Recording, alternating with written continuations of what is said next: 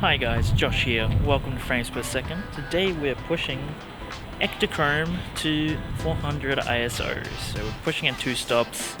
I'll be metering it at 200 just because I know this Ektachrome kind of needs a bit more light than the old white versions did. But anyway, that's what we're doing today. Shooting it on my canopy with my Voigtlander 35mm lens. So we're just gonna go around. This will probably be over several days. So let's see you at the end of the episode.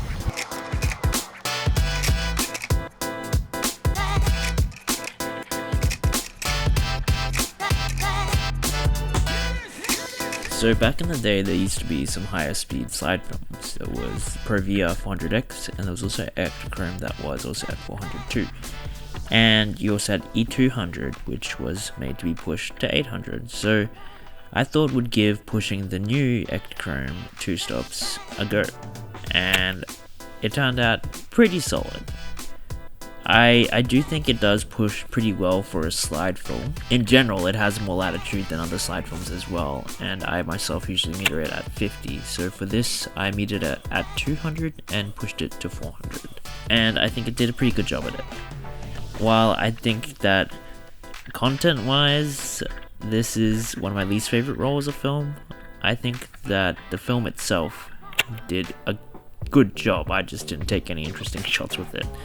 I was kind of just location scouting for a shoot I'm planning to do in the future, and yeah, I didn't exactly find the most interesting subjects, though there are some nice colors around this industrial area.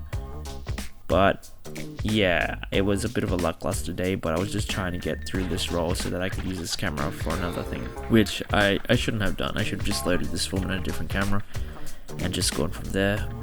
But this is what ended up happening. Some days you just go around and you don't find anything crazy interesting to shoot, and so I'm just taking photos of random things like this basketball hoop. But I don't mind a few of these shots either, though it's nothing particularly special. The film itself handled things pretty well. I do think it had a bit of a green tinge to it, and I'm not too sure if that was from the pushing or it was just kind of the content and the lighting of the day as well, because I don't remember shooting Ektachrome and it being this kind of green tinged before. And like all film photographers, I have to take photos of old cars on film, so I didn't go for this red car. I ended up going for this maroon car, which had this nicely worn down paint. So it's kind of like this, and it was quite sharp as well, as you can see here. Lots of detail, and it turned out pretty well. But yeah, for this shot coming up, I was kind of hoping that the wind would settle so that the puddle wouldn't have movement in it, but unfortunately it did, so it didn't exactly turn out how I was expecting or hoping. And here you can see a bit of that green tinge that I'm talking about in the shadows.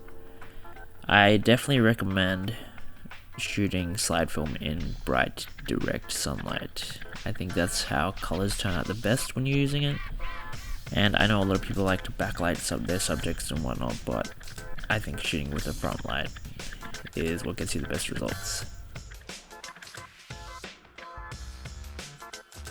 And so I was just kind of seeing how certain colors would turn out, and I do kind of wish that this red chair between this yellow doorway turned out, but I didn't meter it bright enough, and so it didn't turn out exactly the way I was hoping, and I probably should have got closer to anyway. But yeah, I think it would have turned out a lot nicer if I was a bit brighter with that shot.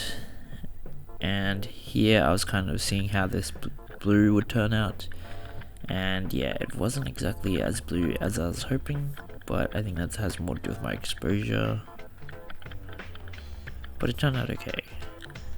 And so here we have this giant inflatable duck, but yeah, not exactly my best roll as far as subjects go, and this next shot I didn't really frame exactly the way I was hoping. I wanted more of those hanging lights above, but didn't really get that. And then I went to this abandoned building that I passed quite a few times, and unfortunately with the day I finally do stop and check it out. The doors have been boarded, so I couldn't go inside. But I'm really curious as to what's inside, or at least what used to be inside, because it does have a lot of random wintry kind of stuff on the outside of it, as you may see, not in this shot but the next one. But this film does have a lot of latitude, especially for something that's pushed. There's still a decent amount of shadow detail, and I was honestly surprised. I was expecting these shadows to be darker, but you can kind of see that candy cane wintry stuff on it, so I wonder what it was. And then this was a bowling alley next to it that was also abandoned, and the sign is a bit blown out but still decent color and detail. And then I went to Byron to assist on a photo shoot, and so had to stop and take a photo of this as always.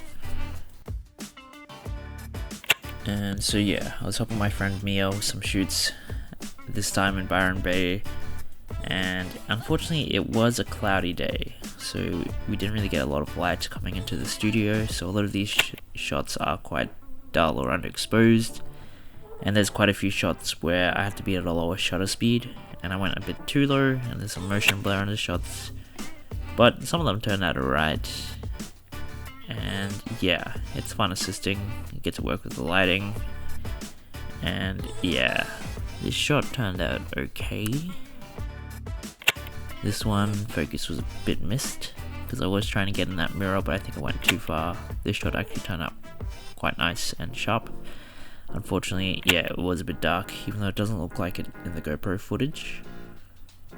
But yeah, you can tell from these photos, it was a cloudy day and got a bit dull. And so yeah, some shots, the motion blur really stops the photos from being usable, and I was also at 1.7, which can be quite shallow. Some of these shots are in focus. This one unfortunately has motion blur, but this one, the model is sharp, but she blinked unfortunately. But yeah, I definitely won't go this low on shutter speeds, but this shot's actually sharp. And this one unfortunately has motion blur.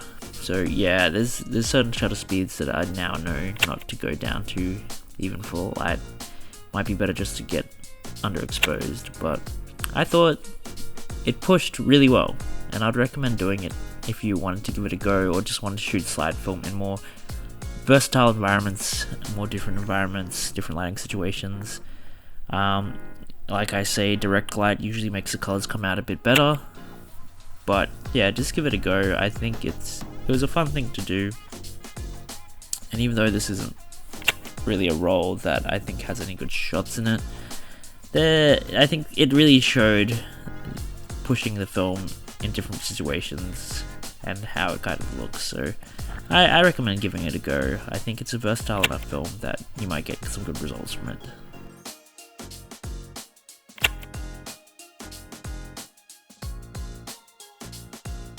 So that's all the time we have for today. Let me know your thoughts on the images in the comments below. Feel free to like and subscribe, turn on those post notifications so you know when there's a new episode. Anyway, I'm Josh, it's frames per second, just get out there, shoot some film.